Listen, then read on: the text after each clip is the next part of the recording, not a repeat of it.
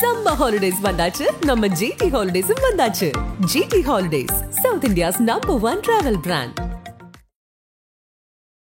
தக்காளி விலை வீழ்ச்சி, பொதுமக்கள் மகிழ்ச்சி. தக்காளி விலை வீழ்ச்சி, விவசாயிகள் அதிர்ச்சி. ஒரே செய்தி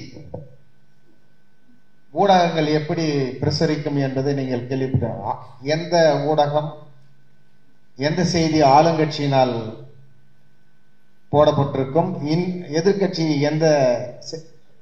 எந்த மாதிரி பத்திரிகையில் அல்லது ஊடகத்தில் போட்டிருக்கும் என்பதை நீங்கள் அறிந்திருப்பீர்கள். ஒரு செய்தியை மக்களிடம் கொண்டு செல்வதற்கு பாசிட்டிவாகவும் கொடுத்து செல்லலாம், எதிர்மறையாகவும் எடுத்து செல்லலாம். பாசிட்டிவா அது சொன்ன மாதிரி தக்காளி விலை வீழ்ச்சி, பொதுமக்கள் மகிழ்ச்சி. எதிர்மறையா சொன்ன தக்காளி விலை வீழ்ச்சி, விவசாயிகள் அதிர்ச்சி. சோ உலகத்திலே நடக்கின்ற எல்லா செய்திகளையும் கொண்டு செல்வதில் ஊடகங்களின் பங்குதான், ஊடகங்கள் மட்டும்தான் பங்கு. இல்லை என்றால் நாம் வாழ்கின்ற சமுதாயம் எப்படி இருக்கின்றது, நாம் எங்கே சென்று கொண்டிருக்கிறோம், என்னமான பிரச்சனைகள் எல்லாம் இந்த சமூகத்தில் இருக்கின்றது என்பதை எல்லாம் நீங்கள் சொல்லிதான் நாங்கள் தெரிந்து கொள்வோம். அன்னை தமிழை வணங்கி மேடையிலே வீட்டிற்கும் ஊடக பெருந்தகைகளுக்கும் பேராசிரியர் பெருந்தகைக்கும் மற்றுமுள்ள ஊடகவியலாளர் நண்பர்களுக்கும் வணக்கம்.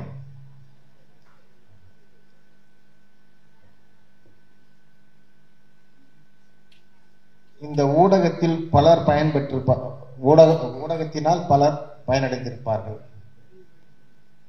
அந்த பயனாளியில் நானும் ஒருவன். நீங்கள் இல்லை என்றால் நீதிபதி கிருபாகரன் என்பவர் சென்னை உயர் நீதிமன்றத்தில் இருக்கிறார் என்று யாருக்குமே தெரிந்திருக்காது. தீர்ப்புகள் வந்திருக்கலாம், ஆனால் அந்த தீர்ப்புகளை மக்களிடம் கொண்டு சென்றதும் தீர்ப்பை வழங்கிய நீதிபதி இவர்தான் என்று சுட்டிக்காட்டியதும் நீங்கள் தான். நீங்கள் கொடுத்ததுதான் அந்த அடையாளம். பல புரட்சிகள் பத்திரிகைகளால் செய்யப்பட்டிருக்கின்றன. பெரும் ஊடகவியலாளர்கள் பெரும் தலைவர்களாக இருந்திருக்கிறார். வில்சன் சர்ச்சிலே ஒரு ஊடகவியலாளர் தான். ஊடகவியலாளராக ஜான் எஃப் கென்னடியுடைய மனைவி அவரை பேட்டி கடும்போதுதான் அவர்களுக்கு காதல் ஏற்பட்டு அவர் முதல் பெண்மணியானார் அமெரிக்காவில்.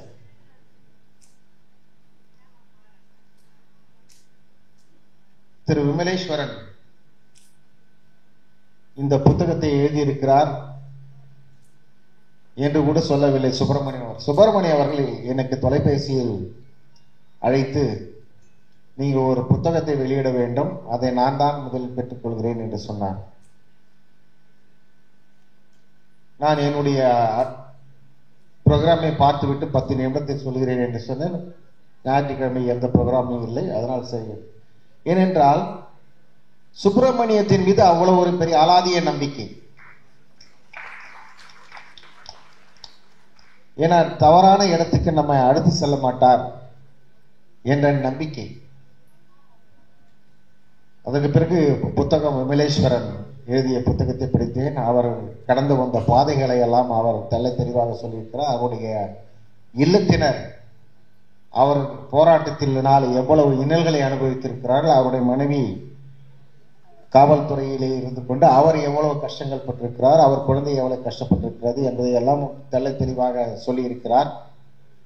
இந்த ஊடகவியலாளர்கள் உங்களுக்குள் பிரிவினை இருக்கக்கூடாது. நீங்கள் ஒன்றிருந்து இருந்தால்தான் யாரையும் சுட்டி காட்ட முடியும், தட்டி கேட்க முடியும்.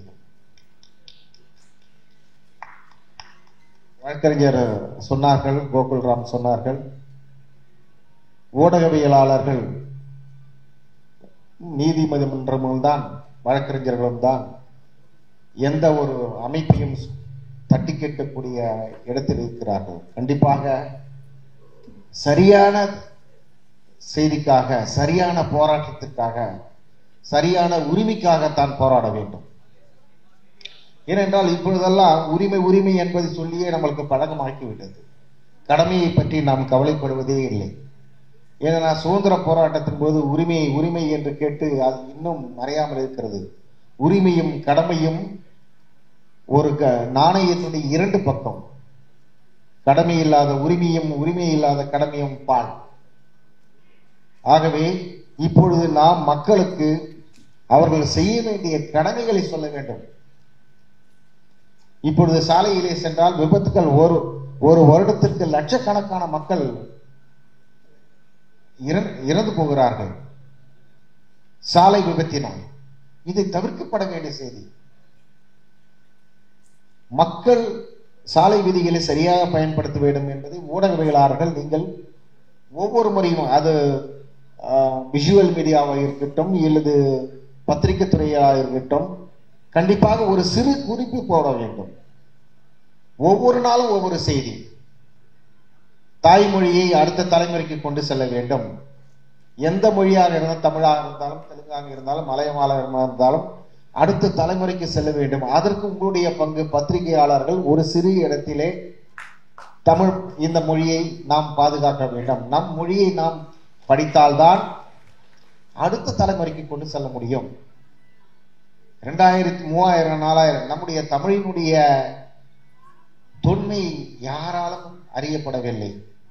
கீழடி வந்த பிறகுதான் இப்பொழுது கிமு 600 என்று சொல்கிறோம். அதற்கு பிறகு ஆதிச்சநல்லூர் வந்து இன்னும் அகழ்வாராய்ச்சி செய்தால் அதை விட அதிகமாக இருக்கலாம். அழகன் குளத்திலே இருந்தால் 3000 இருக்கலாம். இந்தியாவிலேயே மிகவும் தொன்மையாக, விஞ்ஞான பூர்வமாக நிரூபிக்க தொன்மையான மொழி தமிழ் மொழிதான். அப்படிப்பட்ட மொழியை, தமிழ் மொழி மட்டுமல்ல, அனைவருடைய மொழியும், இறைவனால் கொடுக்கப்பட்ட, மக்களால் பேசப்படுகின்ற அனைத்து மொழிகளும் இறைவனுடைய மொழிகள். ஒரு மொழியோ 2 மொழியோ இறைவனின் மொழி அல்ல. மக்களால் பேசப்படுகின்ற அனைத்து மொழிகளும் இறைவனின் மொழிகள். அந்த மொழிகளை அடுத்த தலைமுறைக்கு கொண்டு செல்ல வேண்டும் என்பதை நீங்கள் பத்திரிகையில் எழுத வேண்டும். அதே போன்று இப்பொழுது குழந்தைகள் அதிகமாக வந்து இந்த டிஜிட்டல் வேர்ல்ட்ல மாட்டுகிறார்கள். இதனால சிறு குழந்தைகள் கண் பார்வை, கேட்கும் திறனை எல்லாம் குறைந்து போகின்றது. இதையெல்லாம் நீங்கள் ஒரு சிறு செய்தியாக, குறிப்பாக விஷுவல் மீடியாவில் இருப்பவர்கள் அதை ஒரு செய்தியாக போட்டால் நிறைய மக்களுக்கு போய் சேரும். இப்படி மக்களுக்கு என்னென்ன தேவையோ அதை பாசிட்டிவாக கொண்டு செல்ல வேண்டும். ஒரு செய்தி படித்தேன். ஜப்பானிலே வந்து தலைப்பு செய்திகளிலே முதல் பக்கத்திலே எதுவும் எதிர்மறையான செய்திகளே இருக்காது.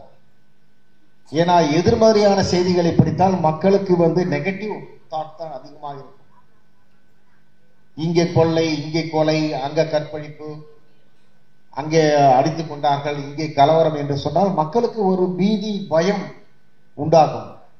ஆகவே பெரும்பாலான இந்த நெகட்டிவ், எதிர்மறையான செய்திகளை எல்லாம் குறைத்தும் பாசிட்டிவான செய்திகளை அதிகமாக சென்றால் அது சமுதாயத்துக்கு மிக சிறந்ததாக இருக்கும். நண்பர்கள் சொன்னார்கள், காவல்துறையினுடைய அத்துமீறல்கள் என்ற சொல்லு அவர் மீது சில நேரங்களில் திரு விமலேஸ்வரனை சொன்னார், தன் மீது பொய் வழக்குகள் எல்லாம் வந்துவிட்டது. நாம் ஒன்று பார்க்க வேண்டும், காவல்துறை நண்பர்கள் யார்? நம்முடைய சமுதாயத்தில் இருப்பவர்கள் தான். அவர்கள் எங்கே மேலே இருந்து வந்துவிடவில்லை. அவர்கள் சுதந்திரமாக செயல்பட்டால் அவர்கள் நேர்மையாக செயல்படுவார்கள்.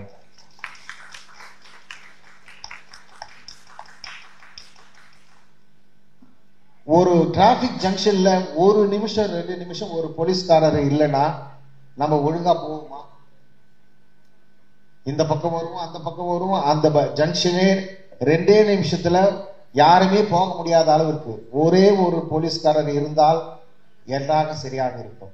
ஆகவே போலீஸ்காரர்களை அளவுக்கு அதிகமாக நாம் தவறுதலாக கட்டக்கூடாது. அவர்கள் கைகள் கட்டப்பட்டிருக்கும். எந்த அரசாங்கம் வந்தாலும் அவர்கள் கைகள் கட்டப்பட்டிருக்குமா? சுதந்திரமான சுப்ரீம் கோர்ட் ஜட்ஜ்மெண்ட் சொல்லியிருக்கு, சுதந்திரமான அமைப்பாக காவல்துறை இருக்க வேண்டும். ஆனால் பல மாநிலங்கள் அதை பின்பற்றவில்லை. ஆகவே காவல்துறை நண்பர்கள் எல்லா துறையிலும் இருக்கும் போது எல்லா இடத்திலும் ஒழுக்கக்கேடுகள் இருக்கின்றன. இப்போது பேப்பர்களை கூட படித்திருப்பீர்கள் எப்படிப்பட்ட ஒரு செய்தி வந்திருக்கிறது என்பது. அவை எல்லா துறையிலும் ஸ்டாண்டர்ட் குறைந்து போயிருக்கிறது. ஆகவே காவல்துறையே எதிரி போன்று சித்தரிக்க வேண்டாம். அவர்கள் இல்லை என்றால் சமுதாயம் சமுதாயமாக இருக்காது. அதை நாம் முதலில் தெரிந்து கொள்ள வேண்டும். ஊடகங்கள் இருந்தால்தான் எடுப்பரா மன்னன் கெடுப்பார் என்று கெடும் என்று சொல்வார், திருக்குறள் சொல்வார். எடுத்து சுட்டி காட்டுவதற்கு ஒரு அமைச்சர் இருந்தால்தான் அரசனே நன்றாக ஆட்சி புரிவான். ஆகவே அப்படி சுட்டிக்காட்டி தட்டி கேட்கின்ற இடத்திலே இருக்கின்ற ஊடக நண்பர்கள் நீங்கள் ஒழுங்காக இருந்தால்தான், நீங்கள் ஒற்றுமையாக இருந்தால்தான் எதையும் சாதிக்க முடியும், சமுதாயத்துக்கு நன்மையை பயக்க முடியும். ஆகவே இங்கே வெற்றி பெற்றவர்கள் வெற்றி பெறாதவர்கள் என்பதை எல்லாம் மறந்துவிட்டு நீங்கள் ஓரணியில் ஊடகம் என்றால் ஒற்றுமையாக இருக்கிறார்கள், நல்லவைக்காக போராடுகிறார்கள், கெட்டவைகளில் அவர்கள் அறவே வெறுப்பார்கள் என்ற நிலைமை வேண்டும். ஆனால் ஒரு சிலர்கள், குறிப்பாக ஒரு நிகழ்ச்சியை சொல்கிறேன், அது உண்மையா பொய்யா என்றதில் திரு பாண்டியன் அவர்கள் நிறைய அவர் பழைய செய்திகளை எல்லாம் எடுத்து சொல்கிறார். பாண்டியன் அவர்கள் இந்த யூடியூபில் பார்த்த பிறகுதான் இவர் ஒரு செய்தி பொக்கிஷமாக தெரிகிறார். ஒரு தமிழ் திரைப்படம் வந்தது. அந்த படம் முடிவதற்குள்ளாகவே அதை பற்றிய மிகவும் மோசமான விமர்சனங்கள், மிகப்பெரிய பொருட்செலவில் வந்த படம். ஆனால் அதே போன்று இன்னொரு வேற்றுமொழி படம் இப்போது 2000 கோடிக்கு சம்பாதித்திருக்கிறது சொல்றார்கள். என்னுடைய நண்பர்கள் சொன்னார்கள், இந்த படத்தையும் அந்த கம்பேர் பண்ணா தமிழ் படம் 100 மடங்கு உயர்ந்தது, அந்த படம் ஒண்ணுமே இல்லை, சமுதாயத்தை கெடுக்கக்கூடிய படமாகத்தான் இருந்தது, நெகட்டிவ், அதாவது கிரிமினல்களை எல்லாம் வில்லன்களாக மாற்றி காமிச்ச படம் பெரிய அளவில் போயிடுச்சு. தமிழ் படத்தை நம்மளே தரம் தாழ்த்தி அதை ஒண்ணுமில்லாக ஆக்கிவிட்டோம். அதற்கு சில ஊடகவியலர்கள், அது எனக்கு சொன்னதுதான், அது உண்மையோ பொய்யோ தெரிய, சில ஊடக நண்பர்கள் இப்போது எல்லாரும் நிறைய பேர் ஊடகவியலாளராக இருந்தாங்க, கேமரா எடுத்தவங்களாம் ஊடகவியலாளர். அப்படிப்பட்ட ஒரு சூழ்நிலை இருக்கிறது. அது மாற வேண்டும். அவர்களை எல்லாம் ஒரு அணியில் திரட்டு, யாரெல்லாம் உண்மையான ஊடகவியலாளர் இருக்கிறார்களோ அவர்களை அணி திரட்டி நீங்கள் முதலில் உங்களை சரி செய்து கொள்ளுங்கள். இந்த கெட்ட எலமெண்ட்ஸ் என்று சொல்ற கெட்டவர்களை எல்லாம் ஒதுக்கி விடுங்கள். அவர்களுக்கும் உங்களுக்கும் சம்பந்தமில்லை என்று நீங்கள் டிக்ளேர் பண்ணுங்கள். ஏனென்றால் பிளாக்மெயில் பண்றதுக்குன்னு ஒரு குரூப் இருக்குதுன்றாங்க. அதெல்லாம் மாறி ஊடகவியல் என்பது நேர்மையாகவும் அதே நேரத்தில் தைரியமாகவும் செல்லக்கூடிய ஊடகம் தமிழகத்திலே இந்தியாவில் இருக்கிறது. அவர்களை யாருக்கும் பயப்பட மாட்டார்கள் என்ற நிலைமை வேண்டும். அப்படி இருந்தால்தான் இந்த சமுதாயம் நன்றாக இருக்கும், நேர்மையாக இருக்கும். நீங்கள் கொடுக்கின்ற செய்திகள் தான் மக்களுக்கு நேர்மையை உண்டாக்குவதோ இந்த பயத்தை உண்டாக்குவதோ. நெகட்டிவ் செய்தியை போட்டு இருந்தா பார்க்கறவங்க, ஐயோ இப்படிப்பட்ட சமுதாயத்தில் நம்ம இருக்கிறோமா, நம்ம குழந்தைகள் எப்படி இருக்க போறாங்க, பேர பிள்ளைகள் எப்படி இருக்க போது, ஒரு பயத்தை உண்டாக்க கூடாது. இந்த சமுதாயம் நன்ற நிகழ்ச்சிகள் நடக்கின்றன, நல்லவர்கள் வாழ்கிறார்கள், நல்லவை நடக்கும் என்கின்ற எண்ணத்தை உருவாக்க வேண்டும். அப்படிப்பட்ட எழுத்துக்களை எழுதுங்கள். சில ஊடகங்கள் தமிழ் எழுத்துக்கள் கூட பிழைகள் வருகின்றன, அந்த பிழைகள் இல்லாத எழுத வேண்டும். பெரும் பொறுப்புகளில் எல்லாம் ஊடகவியலாளர் இருக்கிறார்கள். நீங்கள் எல்லாம் மிகப்பெரிய பொறுப்பில் வர வேண்டும் என்று வாழ்த்துகிறேன். நீங்கள் வந்தால்தான் இந்த சமுதாயத்தில் நடக்கின்ற நிகழ்ச்சிகளுக்கு இந்த நிகழ்ச்சிகளுக்கு ஏற்ப நீங்கள் இதை ஒரு பாலிசி மேக்கரா நீங்க இருந்தால், நீங்கள் அரசியல்வாதி என்றால் எல்லாரும் தவறுதலான ஒரு எண்ணம் இருக்கிறது, தவறு. ஒரு அரசியல்வாதியினுடைய வாழ்க்கையை நம்மளால் வாழ முடியுமா சொல்லி நீங்க போய் பாருங்கள். காலையிலே 6 மணிக்கு பார்த்தீங்கன்னா 20 பேர் நிற்பாங்க. ஒரு எம்எல்ஏ வீட்டிலே ஆகட்டும், எம்பி வீட்டிலே ஆகட்டும், இல்லது மந்திரி வீட்டிலே ஆகட்டும். அவர் இரவு உணவு வரும்போது 11:30 மணி இருக்கும், அப்பொழுதும் ஒரு 10 பேர் இருப்பார்கள். எல்லாருக்கும் முகம் கோடாமல் அவர் பண்ண வேண்டும். அடுத்த முறை எலெக்ஷன் சொல்லணும்ல, அவர் அட்டன் பண்ண என்னுடைய நண்பர் ஒருத்தர், ஒரு அரசியல்வாதி, என்னுடைய வகுப்பு தோழருடைய மகளுடைய கல்யாணத்துக்கு வந்தார். 11 மணிக்கு வந்தார். கேட்டா இது 15வது கல்யாணம், நான் பார்த்துட்டு வரேன். வெவ்வேறு ஊர்ல இருந்து பார்த்துட்டு வராங்க. நம்ம ஈஸியா சொல்லிடுறோம் அவங்கள மோசமானவர்கள் என்று ஒரு தவறுதான ஒரு சித்தரிப்பு இருக்கிறது. மோசமானவர்கள் இருக்கிறார்கள், எல்லா துறையிலும் இருப்பது போன்றுதான் இருக்கிறார்கள். அவர்கள் வாழ்க்கையை நாம் கண்டிப்பாக ஒரு நாள் வாழ முடியாது. போலீஸ்காரர்களுடைய வாழ்க்கையை ஒரு நாள் கூட வாழ முடியாது. போலீஸ்காரர் நமக்குன்னா டியூட்டி 12 மணி 1 மணி. இன்னொன்னு ஒரு செய்தியை சொல்கிறேன். ஒரு தலைவர் மறைந்தார். இது ஊடகத்திலே வந்ததுதான். தலைவர் மறைந்து விட்டார், கலவரம் வந்து விடுமோ என்று மக்கள் வீட்டிற்கு விரைந்தார்கள். தலைவர் மறைந்தார், கலவரம் வந்து விடுமோ என்று காவலருக்கு படிக்க திரும்பினார்கள். சோ பொதுமக்களுக்கும் காவலருக்கும் என்ன வித்தியாசம் பாருங்க. எங்கெல்லாம் பிரச்சனைனா நம்ம வீட்டுக்கு போயிடுவோம், பிரச்சனை எல்லாம் போலீஸ்காரங்க வேலைக்கு வருவாங்க. ஆகவே நாம் அவர்களை கொஞ்சம் கண்ணியமாக நடத்த வேண்டும். சில நேரங்களில் அவர்கள் செய்கின்ற செயல்களாலும் 24 மணி நேரம் வேலை செய்யறாங்க. நான் அவங்களுடைய வழக்கை விசாரிக்கும் பொழுது நாங்கள் கொடுத்த தீர்ப்பில் தான் இந்த போலீஸ் கமிஷனே கான்ஸ்டிடியூட் பண்ணாங்க. 24 மணி நேரம் வேலை செய்யறாங்க. ஒரு மனிதன் 24 மணி நேரம் வேலை செய்தால் என்ன ஆகும் யோசிச்சு பாருங்கள். குடும்பத்துக்கும் அவங்களுக்கும் ஒரு கனெக்ஷனே இல்லாம போயிடும். நீதிமன்ற தீர்ப்புக்கு பிறகுதான் இப்பொழுது போலீஸ்காரர்களுக்கு வாரத்துக்கு ஒரு நாள் லீவ் இருக்குது. அதுவும் கான்ஸ்டபிள் லெவலுக்கு மட்டும்தான், சப் இன்ஸ்பெக்டர் இன்ஸ்பெக்டருக்கெல்லாம் கிடையாது. அவர்களுடைய வாழ்க்கையை பாருங்கள். அவருடைய வாழ்க்கை மட்டுமில்ல, அவர்கள் குடும்பத்தினுடைய வாழ்க்கையை பாருங்கள். இதையெல்லாம் நீங்கள் எடுத்து சொல்ல வேண்டும் பொதுமக்களுக்கு. போலீஸ்காரர்கள் என்றால் ஒரு நெகட்டிவ் இமேஜ் இருக்கிறது, அதை போக்க வேண்டியது உங்களுடைய பொறுப்பு. ஏனால் அவர்கள் இல்லை என்றால் சமுதாயம் என்றால் இருக்காது. அரசியல்வாதிகளை பற்றி நல்ல செய்திகள் வந்தால் அதை உயர்வாக போட வேண்டும். நீதிமன்றங்களை பற்றி நீங்கள் உயர்வாக போடும்போது அதே போன்று இப்பொழுது நடக்கின்ற செய்திகளையும் போடுகிறீர்கள். அது வரவேற்க வேண்டியது. என்ன நடக்கிறது என்பதை அப்படியே போட வேண்டும். அதே நேரத்தில் நெகட்டிவ் செய்திகளை குறைத்தும் ரொம்ப பாசிட்டிவான செய்திகளை மிகைப்படுத்தி போட்டால்தான் இந்த சமுதாயம் நன்றாக இருக்கும், நம்முடைய குடும்பங்கள் நன்றாக இருக்கும், அடுத்த சந்ததியினர் நன்றாக இருக்கும். ஆகவே ஊடக நண்பர்களே, நீங்கள் ஒருங்கிணைந்து இருந்தால்தான் நீங்கள் இந்த பேட் எலிமெண்ட்ஸை வெளியே வைக்க முடியும். நீங்கள் தைரியமாக, கட்டுக்கோப்பாக, ஒற்றுமையாக இருந்து தவறுகளை சுட்டிக்காட்டுவீர்கள், தட்டி கேட்பீர்கள். அப்படி இருந்தால்தான் இந்த சமுதாயத்தில் நன்றாக இருக்கும். இந்த புத்தகத்தை எழுதிய திரு விமலேஸ்வரன் அவர் பட்ட கஷ்டங்களை எல்லாம் எழுதியிருக்கிறார். இந்த பிரஸ் கிளப் சிலருடைய கைகளில் இருந்தது. இப்பொழுது நீதியரசர் பாரதிதாசன் அவர்களுடைய மேற்பார்வையில் நடந்த தேர்தலில் ஒரு சுதந்திரமான ஜனநாயகமான தேர்தல் நடந்திருக்கிறது. சிலர் வெற்றி பெற்றிருக்கலாம், சிலர் தோல்வி அடைந்திருக்கலாம். அந்த வெற்றி தோல்வி உங்களை பாதிக்கக்கூடாது. நீங்கள் ஒற்றுமையாக இருந்தால்தான் இந்த சமுதாயம் நன்றாக இருக்கும். இந்த ஊடகங்கள் நன்றாக இருந்தால்தான் நம்முடைய நாடு ஜனநாயக பாதையிலே நடைபோடும், மக்கள் சுதந்திரமாக இருப்பார்கள்.